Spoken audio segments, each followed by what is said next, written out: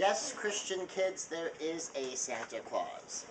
This is Pastor Scott Conaway at QX Church. Now, this one's basically talking about things from just my personal opinion. There is no official position as far as the church is concerned on Santa Claus, so I'll be probably a bit more personal about this is what I think, this is what I do than I might normally be. But the question is it okay to teach Christian kids that there's a Santa Claus? If you have Christian children, is it all right if a 4-year-old Christian child believes in Santa Claus? Some say, of course. Some say, of course not. And some are torn betwixt the two perspectives. Now, over the course of years, as you might imagine, I've run into people doing things in multiple different ways. Many of the, of course, people are going, it's just one of the traditions of Christmas, is part of the magic of Christmas. They're children, let them be children, let them have their world. And then there's another camp, well, of course not, because, what if when they get older and they find out that Santa Claus isn't real, and the Easter Bunny isn't real, and the Tooth Fairy isn't real, and then they start to wonder, well, is Christ real? Is God real? Are you lying about all of these other things too? And that perspective basically says, obviously, you never tell your children that there's a Santa Claus or an Easter Bunny or anything like that, and you all let them know, that Santa's just parents buying presents, and it's all a lie, and then of course some people are torn between the two because they hear the arguments from both sides, and sometimes they have friends and relatives on one side or the other, and each side kind of jumps in with their perspective. And someone who hasn't made a decision yet very often is just torn between the two. And when you're torn between the two, of course, it's hard to know what to do, and certainly some things, once you go one way, it's almost impossible to go back the other way. Now, personally, I think it's perfectly okay. Now, what's perfectly okay? It's perfectly okay to teach your children that there's a Santa Claus. It's perfectly okay to teach your children there's not a Santa Claus. For that matter, it's perfectly okay to be torn between the two. But I think you can go either way. And it really is pretty much up to the parents. So if someone comes to me and says, but, well, what do you think? I think it's up to you. There's pros and cons. Now, if they'd ask me, well, what would you do? Well, now that's a slightly different question, because what I'm going to talk about in this lesson is what I would do, what I have done, how I've handled this issue in the past. Because part of it is, it's not just me personally. It's not just me as an individual, as a parent. It's also me as a teacher of children. And I've been teaching children for over 25 years, and I kind of been in the middle of this for a lot of that 25 years. It seems like every once in a while, not every Christmas, but every once in a while around Christmas time, this issue comes up. And very often people have one perspective or another, are fairly passionate about their perspective. Now, the only really important suggestion that I have, and most of the families that talk to me about this are pretty good about this, but the only really important suggestion that I have for the no Santa Claus crowd is to make it clear to the children to not spoil it for the other children who believe in Santa. Sometimes there is this almost vindictive passion to it. And you can have a 6-year-old go to this and go, well, you're stupid because you believe in Santa. My mom and dad told me that Santa's really just your parents, and you're a baby if you believe. And, kids sometimes do stuff like that, and especially if the example being set by their parents is very passionately biting against the other camp. And very often children will absorb this. And so one of the suggestions I have, if you're in the definitely no Santa Claus camp, period, is to make it perfectly clear to your children that it is not up to your children to decide whether or not they're going to spoil it for somebody else's children. Just like it's not up to me to countermand you as a parent, it's certainly not up to our children to countermand somebody else's parents. And by sharing stuff openly, willfully, sometimes vindictively or combatively, that is going to be violating the standards of someone else's household, someone else's family. And so to whatever extent we can get our young children to understand this, for those in the no Santa Claus camp, is just leave it alone when it comes to other kids. You know the truth, and just let the other kids and the other families have their fantasy. Now, for the parents of the Santa Claus crowd, to also leave the other parents alone. To leave the other parents alone who have decided no, to not be attacking them, for like robbing their children of the magic of Christmas, for robbing their children of their childhood, etc., etc., etc. I mean, I don't even know the totality of the arguments, because every time it comes up, I seem to be running into some new stuff. And so it seems to kind of ebb and flow, I imagine, partially on what gets traction, and partly these days on who posts what social media meme on Facebook. But for some background now with how I handle it. We're going to start off with a concept of personification. So in the Bible, God uses a lot of personification. He personifies nature, treats nature as though nature is a being, that nature has thoughts and feelings and opinions on things, that nature has a response. We have Isaiah 55:12, Isaiah 44:23, Romans 8:19. We have the whole book of Job, where nature is talked about as though nature is a being. And sometimes, elements of nature can be talked about as though they have actions that they would take, things that they would do. Certainly from a purely Christian standpoint, when Jesus was entering into Jerusalem in the triumphal entry, and he was told by the religious leaders to tell them to be quiet, and he says, if they're quiet, even the rocks will praise the Lord. And I might have been inclined to try to get the crowd to be quiet, because I might want to see the rocks do this and kind of find out exactly what is that going to look like, because that sounds like that could be pretty cool. But it could also just be a personification, a metaphor. Sin has what's called a zoomorphism. I actually had to write that word down and read that, because I don't remember. The anthropomorphism, where you're treating something like it's a person, is different from a zoomorphism. A zoomorphism is treating something like it's some kind of an animal. But sin's treated like it's an animal, like it's a crouching animal, a lurking animal, that it's there hunting you down, it's trying to get you. Geography is personified. Jerusalem gets personified in the Bible all over the place.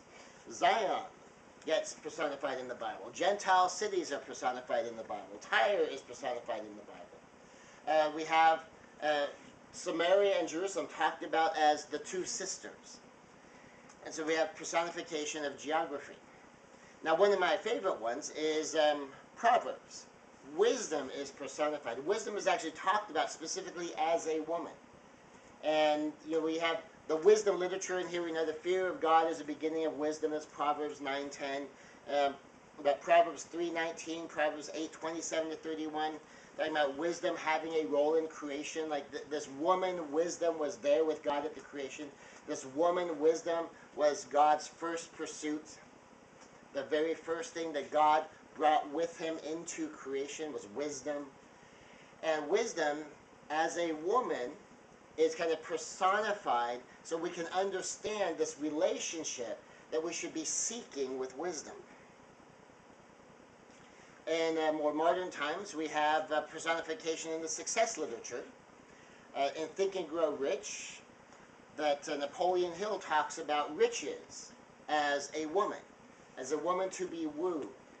That it's not something you can just control, it's not something you can demand, it's not something that you can draw into connection, relationship with you just because you want it. That it's something you have to engage with, it's something you have to have a relationship with. It's something you have to attract to yourself by the kind of behaviors that naturally result in having a connection with money.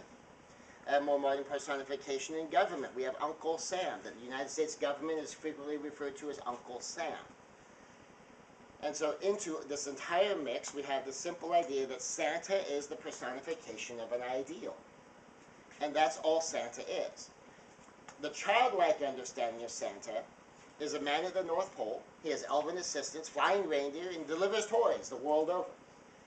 Now, Santa Claus, Santa Niklaus, Father Christmas, all of the different names he's known by around the world will have different elements, different ideals that he personifies.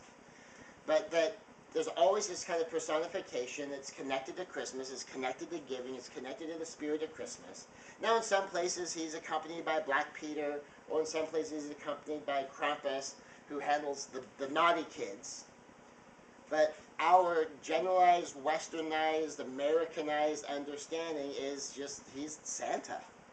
And we don't have, you know, the dark side, the adventurers out with Santa in the American ideal of Santa. And so he's the spirit of giving, of generosity, of thankfulness, of joy, of merriment, and more. Now, all these things that Santa represents as adults, we understand that this image of Santa is just a personification of these ideals. So when you're a child, you imagine the person. When you're a child, you can believe in Santa Claus. As you get older and you begin to realize that Santa isn't actually a person who actually lives at the North Pole, who actually has flying reindeer, who actually goes down chimneys all over the world, who actually has a magical bag of toys that somehow always has things in it, and then whatever other things you begin to absorb from movies and media, that we still understand, though, as we get older, that there's giving, that there's generosity, that there's thankfulness, that there's joy and merriment. We understand these ideals, and these ideals are real. If the ideals are real, then Santa is as real as Uncle Sam. Santa is as real as wisdom. Santa is as real as riches. That we understand that Santa isn't a person as we get older. He's a personification. Just like Uncle Sam's not a person, Uncle Sam's a personification. We understand that wisdom isn't a person. The personification of wisdom is a representation of wisdom itself. That riches isn't a woman. That riches as a woman is a personification of riches as a concept. Now, the beauty of understanding Santa as the personification of an ideal as we get older is we all get to be Santa when we meet the real Santa. And I think it's perfectly okay for the kids to understand Santa as a man in a red suit when they're young children and have it explain more and more who and what the real Santa is as they get older. So this is basically how I handle it. I'll tell kids that I believed in Santa until I was 8 or 10, and then I stopped believing. Most kids, even young kids, understand, at least as far as knowing there's kids who do believe in Santa, and then there's kids that don't believe in Santa. Now, they might believe in Santa, and so they think the kids who don't believe in Santa are kind of missing out because they don't believe in Santa. But I tell the kids, I believed in Santa until I was like 8 or 10 years old. I started asking questions. Like one time I asked Santa the question, well, what are the names of all of your reindeer? Now, of course, would Santa know the names of all of his reindeer? Of course Santa would know the names of all of his reindeer. So this wasn't a quiz asking Santa, oh, I don't know the names of your reindeer. Can you tell me the names of your reindeer? It was the beginning of the test. Are you really Santa? I'm not so sure. What's the name of your reindeer? Well, this is ages before the internet, and we didn't have an encyclopedia set in the house. I don't know if the encyclopedia set would have helped out. So my parents, my poor parents, tried to find the answers to these questions with things like, oh, let's see, I don't know, there's Dasher and Dancer, and there's Rudolph, and how many more are there? Aren't there 8, 6? How many reindeer? Okay, I think there's 8 reindeer. Wait, Rudolph isn't one of the 8, is he? Oh my gosh, what are the other names? And they were actually on the phone in the wee hours of the morning trying to call people to ask them, what are the names of the reindeer? And they went so far. Now, I live in San Diego. They went as far, and this is in the era of long-distance phone calls. So when you make a phone call from here to Sacramento, from here to San Francisco, I mean, that's going to cost you like $1.90 to connect and $1.90 a minute to have this conversation. And they went so far as to start making long-distance phone calls to one of my dad's friends up in San Francisco. They said, do you know the name of the reindeer? We need to know the name of the reindeer. And they never found the answer for all of them. Now, I don't remember exactly how they phrased it, but they wrote down the names of the reindeer they could remember. And they said, and the other ones were sick, so this year we brought, and they made up some other reindeer-sounding names for the rest of the reindeer. as they were just trying to cling desperately to this parenting imperative is we need to protect the Santa Claus for our kid. And and I was doing stuff when I was young, trying to wait up for Santa Claus. It's amazing how fast you fall asleep as a kid when you're trying to stay awake. It's just like certainly as adults, it's also amazing how hard it is to fall asleep when you really need to fall asleep. I don't know about you guys. I keep looking at the clock, calculating how much time between now and my alarm, so I know if I can fall asleep like right now, I can still get 7.5 hours of sleep, and then you're calculating 6.5 hours of sleep, 5 hours of sleep. Please just let me have 5 hours of sleep. And, trying to stay up and wait for Santa, falling asleep at the windowsill, and mom and dad, or I was asleep, I don't know, put me in bed, and then I woke up in the morning, and I come downstairs, and Santa was here. Look at all of the toys. They did make one miscalculation, is that my mother had my parents had a Super 8 camera, and that's actual film for the kids who don't know what film was and what a Super 8 camera is. And one of the things she was particularly impressed with was watching my dad trying to put this bicycle together in the wee hours of the morning after we were all asleep. And the thing I think she forgot is this was the bike that Santa brought. And so later on, when we were watching the movie, we said, how come Dad's putting together the bike that Santa brought? And so they had to think fast. Because Santa brought it with some assembly required, so Dad was helping Santa out because some of his reindeer were sick, so he was behind schedule.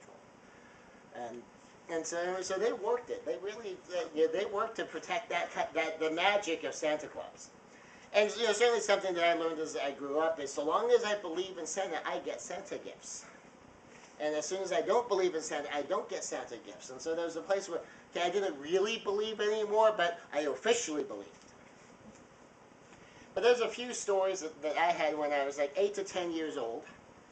And what I tell the kid is that I believed in Santa when I was young. I believed in Santa somewhere between 8 and 10, and then I stopped believing in Santa until I was 18. And then I met him. I met the real Santa Claus. And when I met the real Santa Claus, and I actually came face to face with who he really was, and now, from 18 on, I do believe in Santa Claus. And I offer to explain it to the older kids. This is now, if you're one of the older kids and you don't believe in Santa Claus and you don't think he's real, I'm happy to talk to you about this. I'm happy to explain it to you.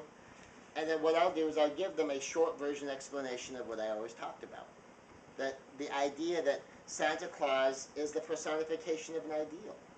That for little kids, Santa Claus is the man at the North Pole, but the whole point of Santa Claus is he represents giving, he represents generosity, he represents thankfulness, he represents joy, he represents merriment, he represents all of these ideals that are so ingrained in Christmas that you don't even have to be a Christian to understand this part.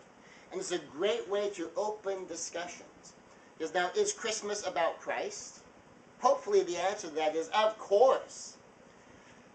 Can you always open a discussion with Christ as the center of your subject? Not always. With other Christians, of course, but with non-Christians, some of them are a little opposed to that. But Santa Claus is always okay. And Santa Claus represents many of these aspects of Christ that we've adopted into Christmas, that whether someone's a Christian or a non-Christian, whether someone is a hardcore fundamentalist Christian or whether they're kind of a nominal Christian and they might go to church every third or fourth Easter, or they simply self-identify as a Christian, only meaning that, well, I celebrate Christmas, not Hanukkah. I celebrate Christmas, not Kwanzaa. That I'm not something else, and so I'm in America, we do Christmas, and that might be as far as they've gotten in their faith in Christmas. And it can be the beginning, the early beginning of a conversation on the subject, and it's a very non-threatening discussion. And so it allows you to engage at a different level, with a different level of ease, and with gentleness, and with respect. But when I'm talking to these kids about this whole idea of the personification, that if you understand, Santa is as real as the spirit of giving. Santa is as real as the spirit of generosity. Santa is as real as thanksgiving, and as merriment, and of joy and happiness. And that's the real Santa. The man in the red suit is just a symbol we use to represent him. The man in the red suit, the magic around, the flying reindeer, all of that is just part of the story that we tell to connect with these ideals. And that when you're too old to believe in the man from the North Pole, you're old enough to have a complete understanding or a growing understanding of giving and generosity and joy. And that means now you get to be Santa.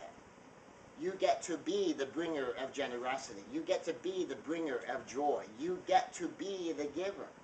And when you begin to understand this and how real Santa is, you can connect with the real Santa and become part of the real Santa by being a giver, by being one who loves, one who brings joy, one who makes things better, one whose presence adds to the joy and the merriment of Christmas celebrations, of Christmas parties, of Christmas connection. Someone who learns to enjoy giving at a new level because you understand that while Santa was the one who brought you gifts, now that you have met the real Santa, you can become part of Santa and be the giver. We like to teach our children it's better to give than to receive, and all of that magic we see in little children in dealing with Santa Claus, we begin to say, oh, now I'm on the other side of that. It's not I'm on the other side of I do believe, I don't believe. That's one way to be on the other side. But I'm on the other side as the one who is the receiver of the Santa magic. Now I can be one of the ones who is the giver of the Santa magic. Now, of course, I'm not the first. Famously, this issue was addressed in a letter response written by newspaper editor and Civil War correspondent, that kind of puts it in perspective, Francis Church in the New York Sun. We all know it by the phrase, "Yes, Virginia, there is a Santa Claus." This is from 1897.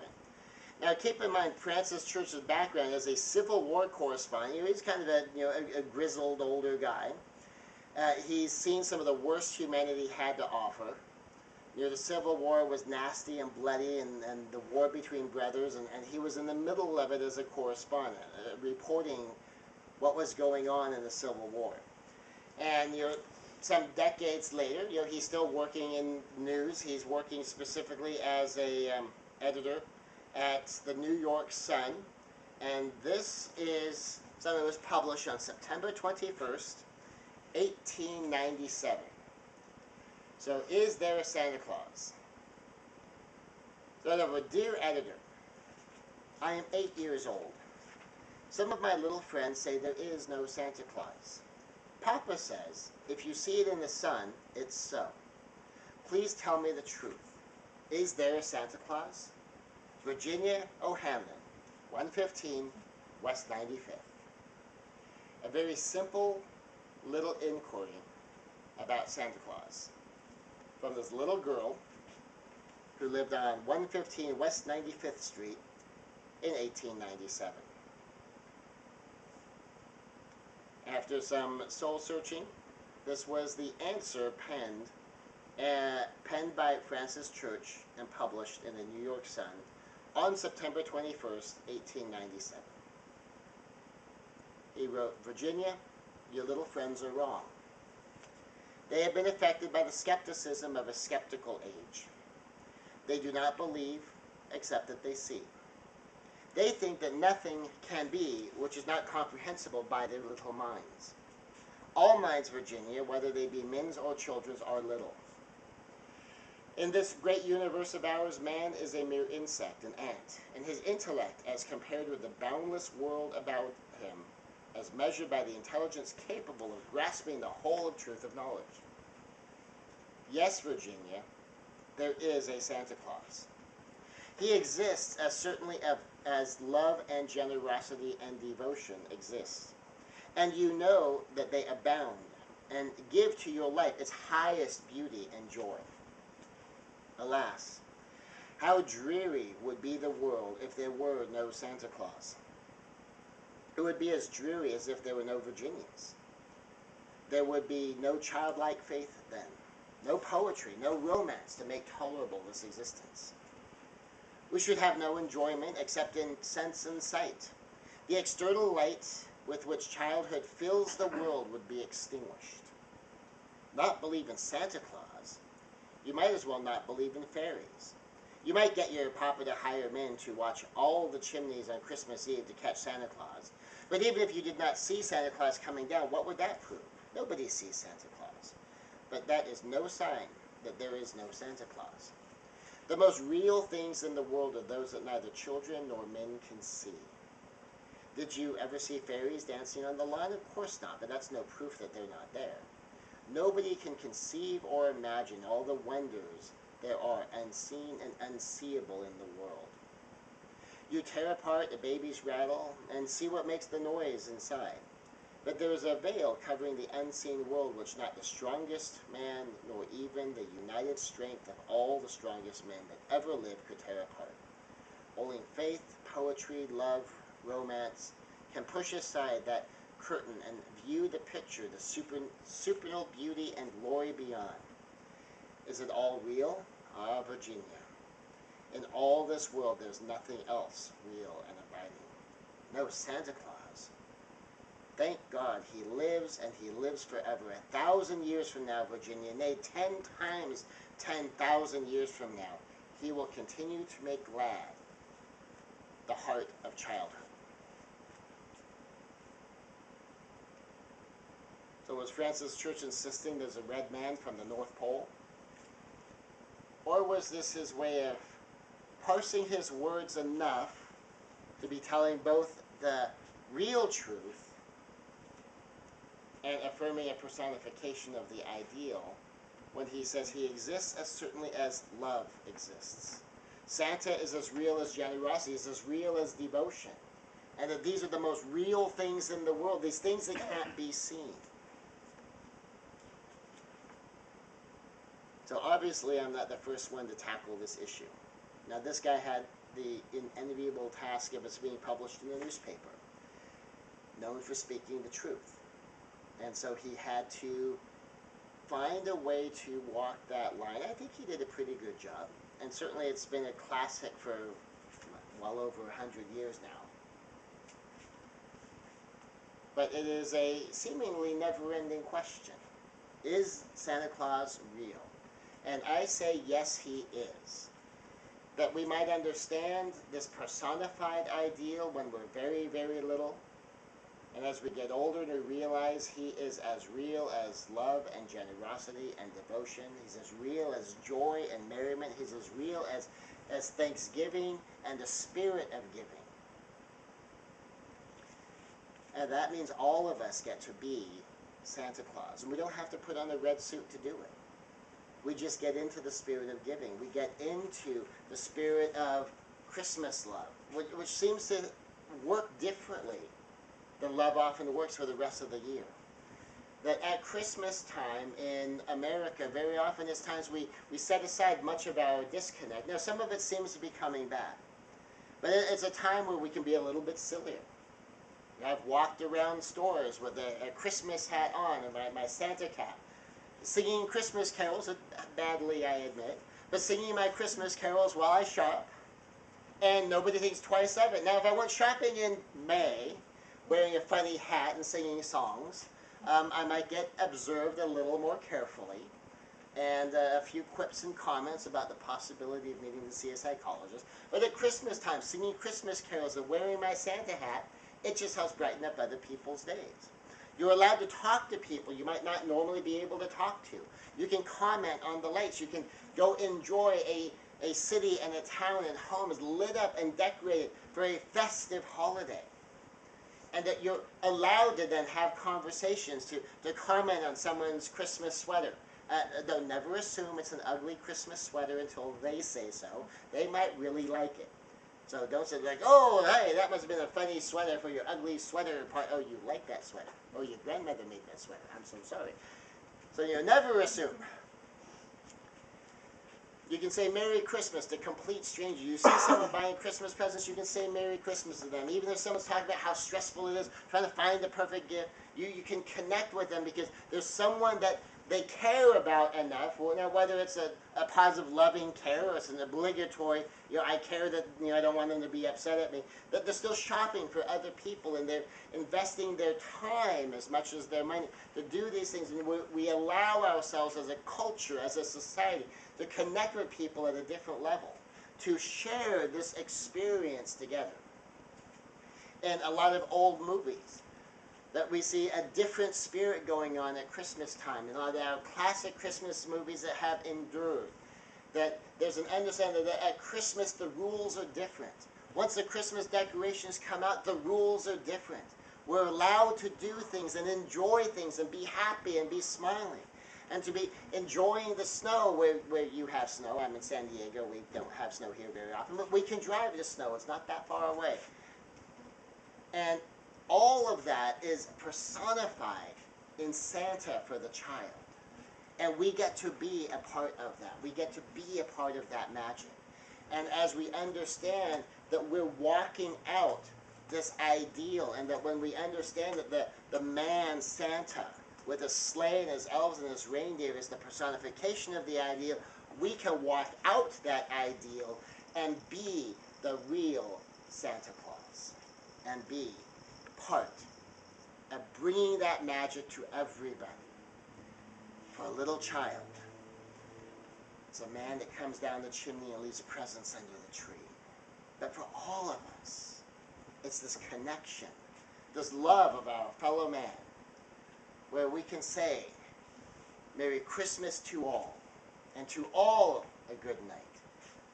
We can say Happy Holidays for all of the holidays, from Thanksgiving to Christmas, and our Jewish friends and our even secular friends, that it's still the season.